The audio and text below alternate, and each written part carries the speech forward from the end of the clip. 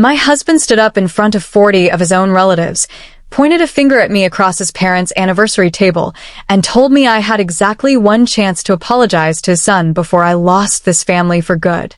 I set my napkin down, reached into my purse, and told him calmly that before I apologized to anyone, everyone at that table needed to read 3 messages first. I want to tell you how we got to that moment because it didn't happen in a single dinner. It happened over 8 years, one quiet act of trust at a time, until a 19-year-old boy decided the easiest way to protect a secret was to make me the villain of a story I'd never lived. My name is Megan Ward. I'm 44.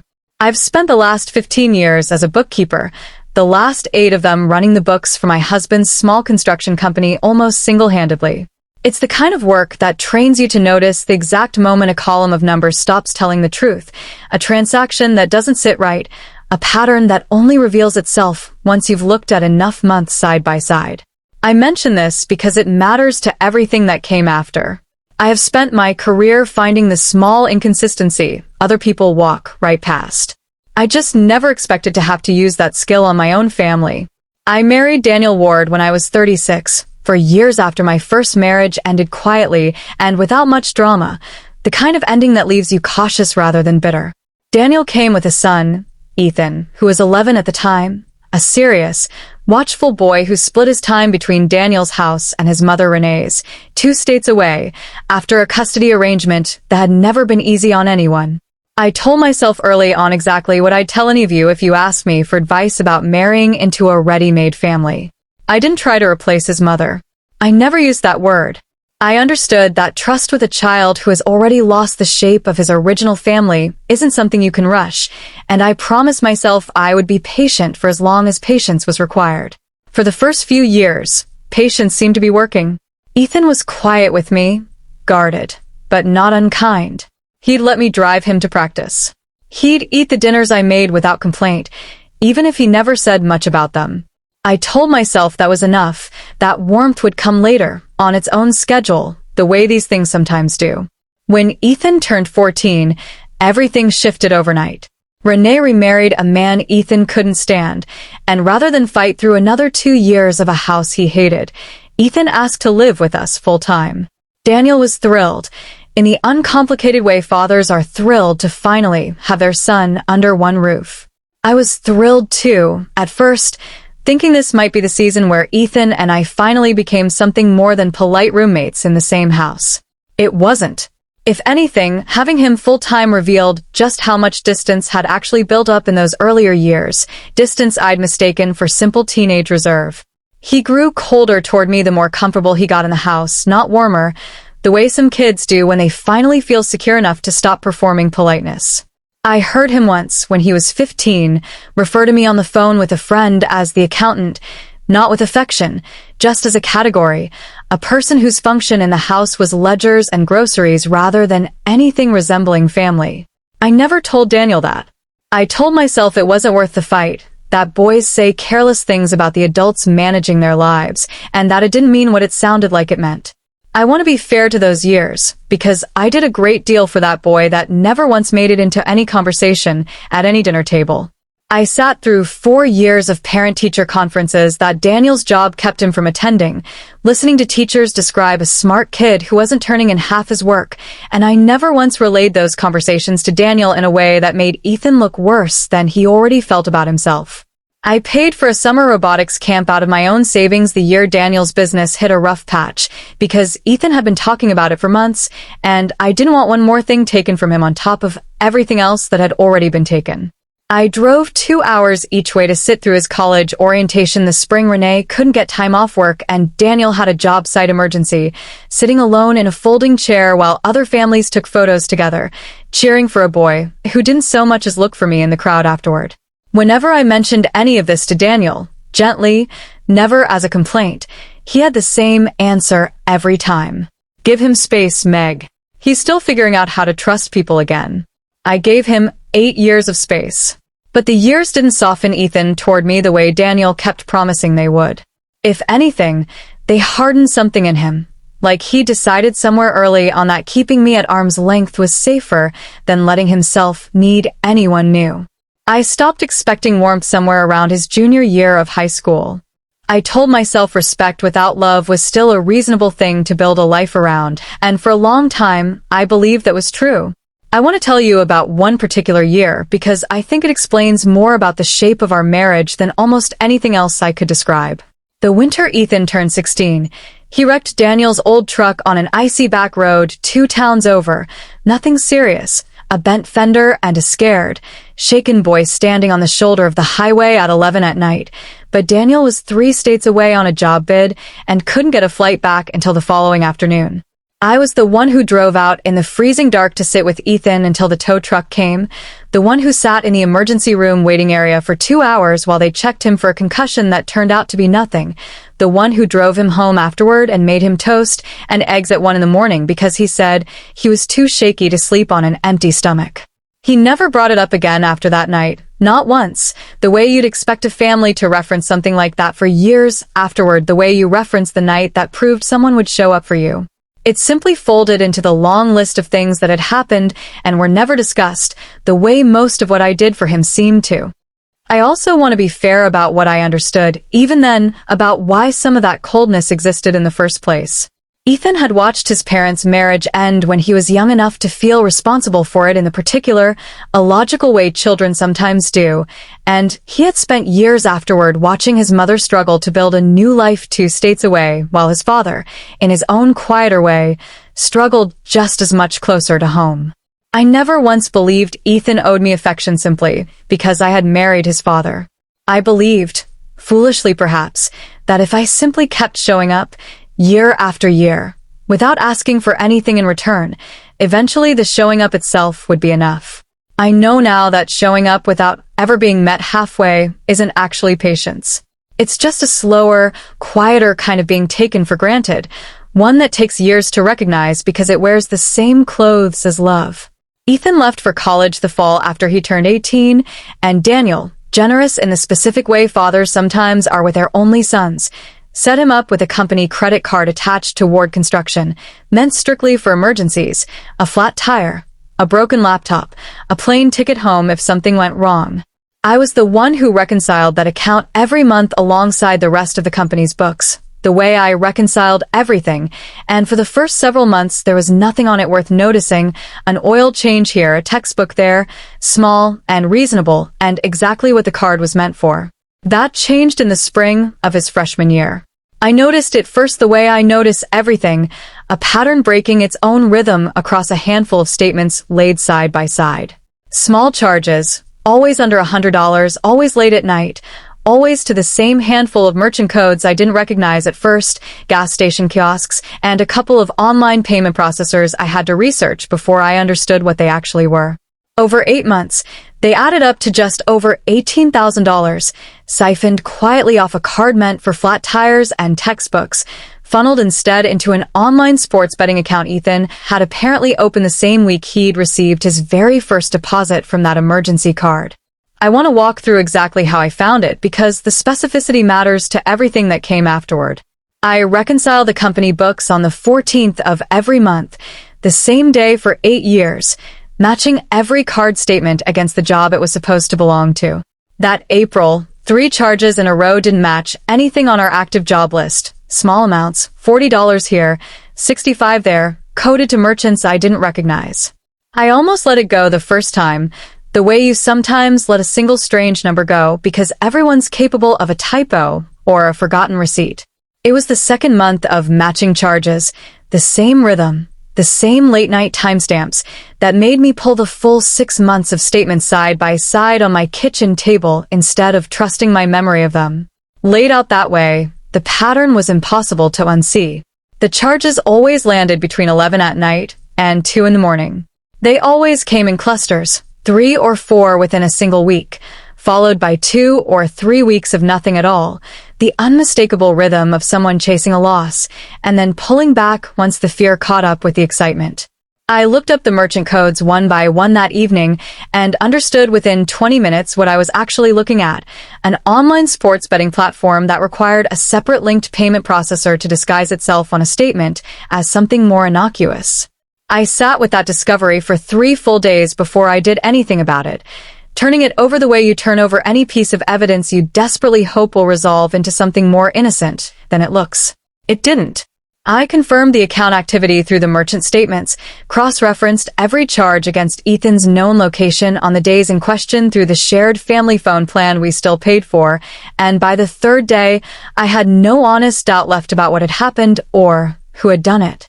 I didn't go to Daniel first. I want to be honest about that because it matters to everything that followed. I went to Ethan directly, calling him on a Tuesday evening in April, keeping my voice as even and non-accusatory as I could manage. I told him what I'd found, told him I wasn't calling to punish him, and told him I thought the right thing, the fair thing, was for him to be the one to tell his father himself, in his own words, before the next set of statements made it impossible to keep private any longer. I gave him 2 weeks. I told him I'd help him figure out a repayment plan quietly, something that wouldn't have to become a family crisis if he was willing to be honest about it now, while it was still manageable.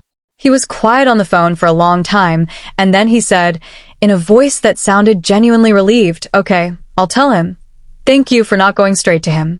I believed him. I have thought about how completely I believed him more times since than I can count. What I didn't know, hanging up that phone that April evening, was that Ethan had no intention of telling his father anything. What I also didn't know, and wouldn't discover for another 2 weeks, was that our family's shared cloud photo library, the one Daniel had set up years earlier so we could all back up pictures from one account, had quietly been syncing more than just photos from Ethan's old laptop, the one he'd left behind in his childhood bedroom and that I'd used one weekend to back up some tax documents for the business. Buried in a folder of auto-saved message screenshots, the kind of phone backs up without anyone ever meaning to keep them, were conversations between Ethan and his roommate, a boy named Tyler, going back months. I wasn't looking for them. I want to be completely clear about that because I know how it sounds otherwise. I was looking for an old invoice I remembered saving to that same laptop the previous winter, and the search returned a folder I didn't recognize, full of images that had synced automatically from an app one didn't even know Ethan still had installed on that old device. I opened the first one out of simple confusion, thinking it might be the tax file misfiled, and found instead a screenshot of a conversation from 3 weeks earlier, the same week I'd called him about the betting account. Tyler had written, "Dude, did you tell your dad yet?" And Ethan had written back, "No way, I'm not losing the car over this." Tyler asked what the plan was then, and Ethan's answer, sitting there on that screen in plain, careless text, is the sentence I have not been able to fully stop hearing since I first read it. If Megan tries to tell him first, I'll just say she's been awful to me for years. Dad will believe me over her every time. He already feels guilty enough about the divorce that he'll take my side no matter what she says. I sat at my kitchen table for a long time after I read that message, the way you sit with something once you understand it's real, and not some misunderstanding you can talk yourself out of. I found 4 more messages over the following days that all pointed toward the same plan, refined a little further each time, Ethan and Tyler workshopping specific examples he could use, incidents that had never happened, a fabricated story about me screaming at him over a broken curfew that didn't exist, another about me refusing to let him eat dinner with the family after a bad report card, small, plausible, ordinary-sounding cruelties, exactly the kind of thing that would be nearly impossible to disprove and devastatingly easy for a guilty father to believe without asking a single follow-up question. I saved every screenshot to a private folder of my own that night, dated and organized the way I organize everything for work, and I told no one. Not yet, because some old, tired part of me still hoped Ethan might simply come to his senses and tell his father the truth on his own, the way he'd promised me he would. He didn't. 2.5 weeks after that phone call, Daniel's parents celebrated their 50th wedding anniversary, a large family dinner at a rented hall. Nearly 40 relatives gathered around long tables decorated with the kind of care only a 50-year marriage earns. I helped plan most of it, the way I helped plan most things in that family, coordinating caterers, seating charts, a slideshow of photos going back 5 decades that I'd spent 2 weekends organizing. Ethan came home for the weekend for the occasion, and I remember watching him across the room that evening, quieter than usual, avoiding my eyes in a way I recognized now for exactly what it was, though I didn't yet know how the evening would end. It happened during the toasts, the way these things always seem to in a moment nobody could have predicted from the outside. Daniel's mother had just finished a toast about the family she'd built, tears in her eyes, and the room was warm and a little emotional the way rooms get after 50 years of marriage are properly honored. Ethan stood up unexpectedly, asking if he could say something too, and the room quieted with the easy affection people extend to a grandson at a moment like that. He started talking about how much this family meant to him, how grateful he was for his grandparents, and then, his voice cracking in a way I watched the whole room lean toward with concern, he said he needed to say something he'd been carrying for a long time, something about how hard the last few years had actually been for him at home. He said, looking somewhere just past me rather than at me directly, that living with Megan had never been what everyone assumed it was. He said I'd screamed at him over things that weren't his fault, that I'd made him feel like an intruder in his own house for years, that there had been nights I wouldn't let him eat dinner with the family after a bad grade, exact incidents, word for word, from the messages I had already read on my own kitchen table 2 weeks earlier. The table went silent in the particular way a room goes silent when it believes it's just witnessed something painfully honest. I watched aunts glance at each other. I watched Daniel's mother press a hand to her chest. And I watched Daniel, my husband of 8 years, stand up from his own chair, his face doing something I had genuinely never seen it do before, a mixture of horror and guilt so complete it looked almost like grief, and turn toward me in front of his entire family. "Is this true?" he asked, his voice already answering the question for himself before I'd said a single word. "I want you to understand something about me. I have spent my whole career staying calm while looking at numbers that told me something devastating before anyone else in the room understood what they were seeing. Something in me went very still in that moment, the way water goes still right before it turns to ice. I looked at my husband and waited, the way I had waited so many times over 8 years, for him to ask me a single question before deciding what he already believed. He didn't ask. "Apologize to my son," he said, his voice low and shaking, "right now, in front of everyone, or I honestly don't know what we're doing here anymore." I looked around that table at 40 faces I had hosted, fed, remembered the birthdays of, planned this exact anniversary dinner for, and not one of them said a single word in my defense. Not one. I could have cried. Some small, tired part of me wanted to. Instead, I felt that old familiar stillness settle over me completely. The same stillness that had carried me through 8 years of small erasers I'd never let myself name for what they were.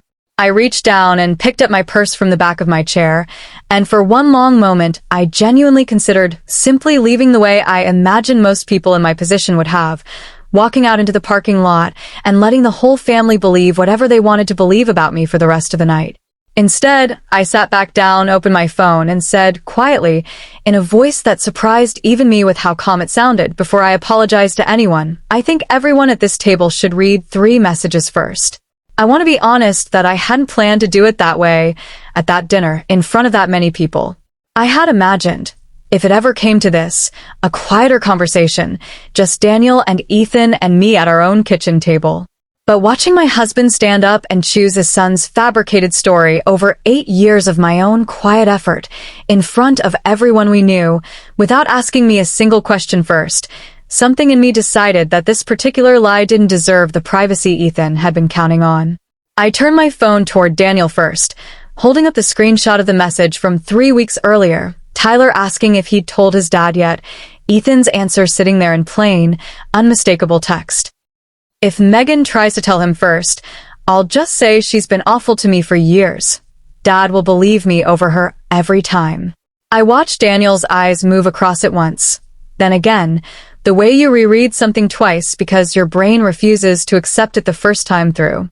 I turned the phone slightly so his mother could see it too, and then his brother, sitting close enough to read it over his shoulder without me having to say a word. "What is this?" Daniel said, his voice gone suddenly quiet in a completely different way than it had been 30 seconds earlier. I told him plainly, without raising my voice, without a single word of anger in it, that 3 weeks earlier I had discovered roughly $18,000 siphoned off the company emergency card Ethan had been given for college, funneled into an online betting account over 8 months. I told him I had called Ethan directly rather than coming to him first, because I wanted to give his son the chance to be honest on his own terms before it became something bigger than it needed to be. I told him Ethan had promised me he would tell him. And I told him that instead, while I waited in good faith for that conversation to happen, his son had spent 2.5 weeks planning exactly how he would discredit me the moment I tried to tell the truth myself. I showed him the second message next, the one where Ethan and Tyler had specifically discussed the curfew story, workshopping details to make it sound more believable, and the third, the one describing the fabricated dinner incident almost word for word as Ethan had just delivered it standing at his own grandparents' anniversary table not 5 minutes earlier. I laid my phone down flat on the table between the three of us, screen still lit, and let the silence do the rest of the work I didn't need to do myself. Ethan hadn't moved from where he was standing. I watched the color drain out of his face in the same slow, complete way I imagined mine had drained 30 seconds earlier, watching everyone believe a story about me that had never once been true. "Dad," he started, and then stopped because there was nothing left in that sentence that could go anywhere good. Daniel's mother, holding my phone now herself, looked up at her grandson with an expression I had never seen her wear in 8 years of knowing her, something between heartbreak and a very old, very tired kind of disappointment. "Ethan," she said quietly, "is this real? Did you take money from your father's company, and did you plan this out with your friend?" He didn't answer at first. He stood there at the head of that long table, 40 relatives silent around him, his father still holding a phone with proof of exactly what he'd done displayed on the screen, and something in him seemed to finally understand that there was no version of the next sentence that could undo the last 5 minutes. "It wasn't supposed to go this far," he said finally, his voice smaller than I had ever heard it. "I just panicked. I didn't know what else to do." Daniel set my phone down on the table very slowly, the way you set down something you're afraid might shatter if you move too fast, and turned to look at his son with an expression I imagine he'll remember for the rest of his life. "You let me stand up in front of my entire family," he said, his voice cracking in a way that startled me almost as much as everything else that evening had, "and accuse my wife of things she never did because you didn't want to admit you'd stolen from me." Ethan didn't have an answer for that. Nobody at that table did. I want to tell you what happened over the following hour because it wasn't clean and it wasn't quick, the way these things almost never are once they finally break open in front of that many witnesses. Daniel's father, quiet through most of it, finally spoke, asking Ethan gently but firmly to sit back down and explain everything from the beginning, the betting account, the messages, all of it in his own words. In front of the family, he just tried to turn against the wrong person entirely. Ethan did, haltingly, admitting to losses that had started small and spiraled the way those things do, admitting he'd been terrified of losing the car, the tuition support, his father's opinion of him, and had convinced himself in a moment of panic that discrediting me first was the only way to survive the conversation he knew was eventually coming. Ethan's grandfather, still holding the microphone from his own earlier toast, set it down on the table with a quiet finality that seemed to settle the whole room.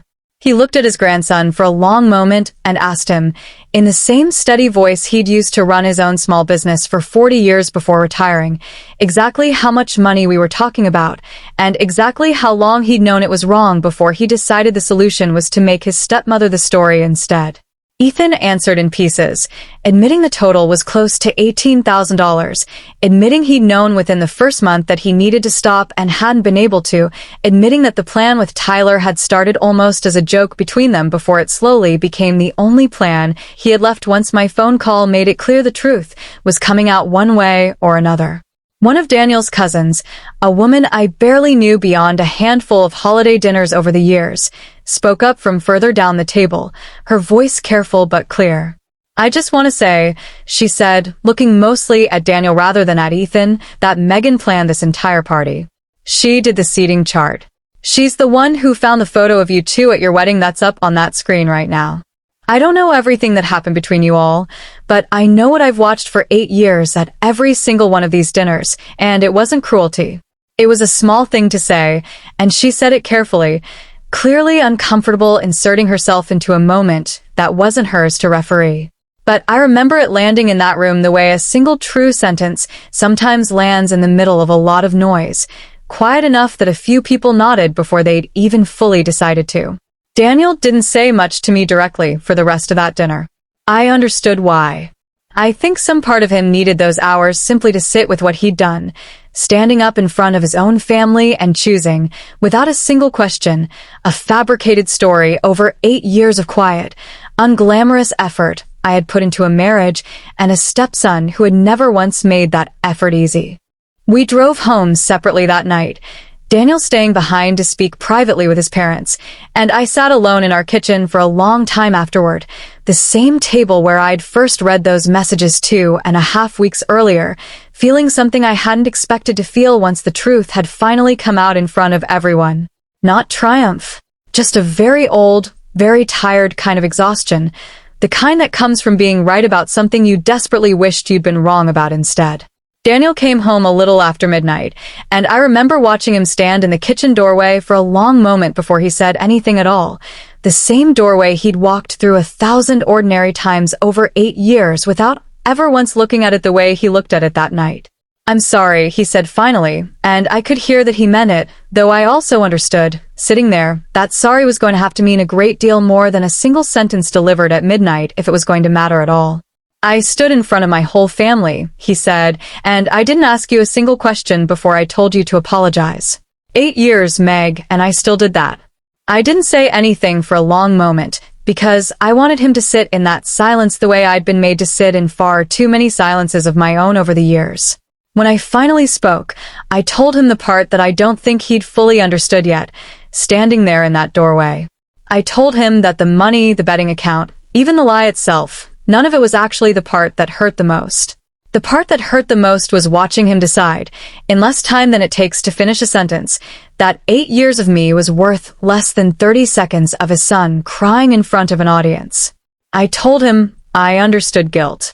I told him I understood how much he still carried about the divorce, about the years Ethan had spent going back and forth between 2 houses that never quite felt like one whole life.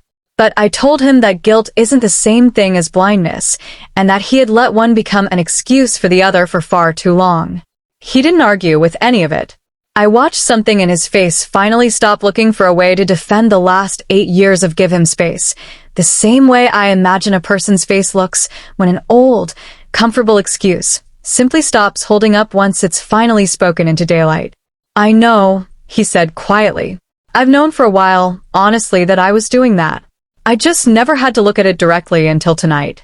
Daniel's mother called me 2 days after the anniversary dinner, a conversation I hadn't expected and almost let go to voicemail out of sheer emotional exhaustion. She didn't apologize on Ethan's behalf, and she didn't try to explain away what had happened at her own party. She told me instead that she'd watched me plan that entire dinner down to the last centerpiece, the same way she'd watched me quietly manage a dozen family gatherings over 8 years, and that she was ashamed of how long it had taken her, sitting at her own anniversary table, to ask a single question before believing the worst about the woman who'd built the evening in the first place. "I don't expect you to forgive any of us quickly," she said, "and I don't think you should. But I wanted you to hear directly from me that I saw it, Megan. I saw exactly what you did for this family for 8 years, and I let my son's guilt convince me it didn't matter as much as it did." I sat with the phone against my ear for a long moment after that, feeling something loosen in my chest that I hadn't realized I'd been carrying since the moment Daniel first stood up from his chair. Renee called too, a few weeks later, which surprised me even more than her mother-in-law's call had. She and I had never been close, the polite, careful distance of 2 women who'd shared a child without ever quite becoming anything to each other beyond logistics and holiday scheduling. She told me Ethan had called her the week after the dinner, shaken and honest in a way she said she hadn't heard from him in years, and that he'd told her everything, the betting account, the messages, the lie itself. "I wanted you to know I believe you," she said, "and I wanted you to know I'm sorry it took my son almost destroying his own family for me to say that to you directly. It wasn't a large gesture. It didn't undo anything. But I found, sitting with it afterward, that it mattered more than I expected it to, hearing the one other woman who might have had every reason to resent me instead choose honesty over easy loyalty. The weeks that followed weren't simple, and I want to be honest about that rather than pretend the story resolved itself neatly the moment the messages came out. Ethan didn't come home again for almost 2 months. When he finally did, it was for a conversation Daniel insisted on having with all three of us at the table together, the same table where everything had first come apart for me weeks earlier. Ethan apologized, and I want to say it was awkward and halting and not nearly as smooth as the version he'd once rehearsed with Tyler, which somehow made it easier for me to actually believe. He told me he'd spent years assuming I was simply a placeholder in the house, someone whose feelings didn't carry the same weight as his own, and that it had been easier to lie about me than to admit, even to himself, how badly he'd let his father down. I told him I appreciated him saying it and that I believed he meant it, but that trust, the kind we'd never really built in 8 years to begin with, wasn't going to rebuild itself off one difficult conversation either. He started repaying the money that same month, slowly, through a part-time job near campus, an arrangement his father and I still managed to work out together despite everything else that was falling apart between us at the same time. It will take him nearly 3 years at the rate he's going, and I think that's exactly as it should be. I'll say plainly that Ethan is the one part of that dinner I've been able to find my way back toward. He was 19 and terrified and made a cruel, cowardly choice, and in the months since, he has actually done the slow, unglamorous work of proving he understood exactly how much damage that choice did. I don't know yet what he and I will become to each other in the long run, but I believe, watching him these past months, that it's possible. Daniel is a different matter, and I want to be honest about that too, because I know some of you watching will want a tidier ending than the one I actually have to give you. He tried, in the weeks after that dinner, the way people try once they finally understand what they've broken. He asked questions he'd never bothered asking in 8 years, about the parent-teacher conferences I used to sit through alone, about the orientation I'd driven 2 hours to attend by myself, about all the small, unglamorous effort that had simply been assumed rather than noticed for most of our marriage. He came to 2 counseling sessions with me before I stopped scheduling a third. He said he was sorry more times than I could count, and I believe, in the way you can believe a person's shame is genuine without it changing anything you're capable of feeling toward them afterward, that he meant every single one of those apologies. It didn't matter. I sat across from him in our kitchen one evening, weeks after the dinner, listening to him explain, again, how afraid he'd been of losing Ethan a second time, and I understood, clearly and completely, in the same still, cold way I'd understood everything else that night at the anniversary table, that I didn't want to spend the rest of my life married to a man whose first instinct, when it truly mattered, was to condemn me in front of everyone we knew without asking a single question. I don't think that instinct disappears because a person is sorry afterward.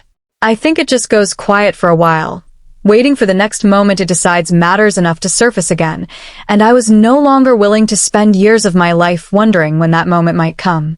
I told him that directly, the same evening, in the same kitchen where he'd once stood in the doorway at midnight promising he understood what he'd done. I told him I forgave the fear underneath what he did, because I understood where it came from, and I didn't think he was a monster for having it. But I told him understanding wasn't the same thing as forgiving the choice itself, and that some part of me had gone somewhere that night at that table I didn't think I could get back from, watching him stand up and decide, in less time than it takes to finish a sentence, that 8 years of me was worth less than 30 seconds of his son crying in front of an audience. I'm not staying, I told him. Not because I don't believe you're sorry. Because I believe you, and I still can't make myself trust you again, and I'm too old now to spend the years I have left waiting to see if that changes. We filed for divorce that winter. It was quieter than either of us expected, all things considered, no shouting, no dividing up the business in some bitter, drawn-out fight, mostly because Daniel didn't contest a single thing I asked for, which I've come to understand, in its own way, as the closest thing to an honest apology he ever actually gave me. I moved into a small rental across town in February, and I remember standing in the empty living room that first night, boxes still taped shut around me, waiting to feel the grief I assumed was supposed to come with losing 8 years of a marriage. It came, eventually, in smaller waves than I expected, mostly late at night, mostly about the parts of that life that had never been Daniel's fault at all, the mornings, the small routines, the version of a family I genuinely hoped for a long time that we might actually become.